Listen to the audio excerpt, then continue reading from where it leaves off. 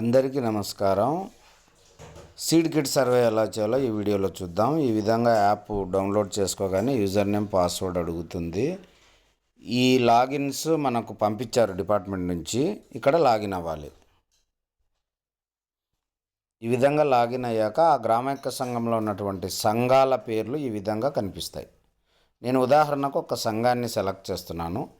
ఇదిగోండి, ఇక్కడ పేర్లు కనిపిస్తున్నాయంటే వీళ్ళకు సీడ్ కిట్ సర్వే చేయలేదని, పెండింగ్ ఉందని అర్థం చేసుకోవాలి.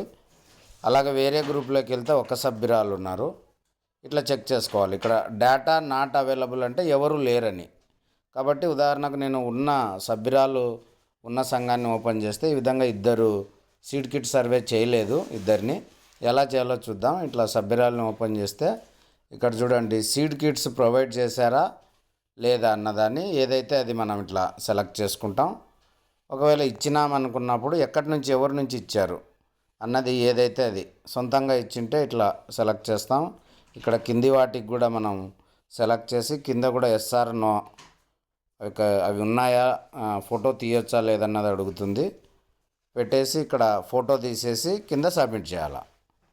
ఈ విధంగా చేయాలని మనం చేస్తున్నాం. Thank you.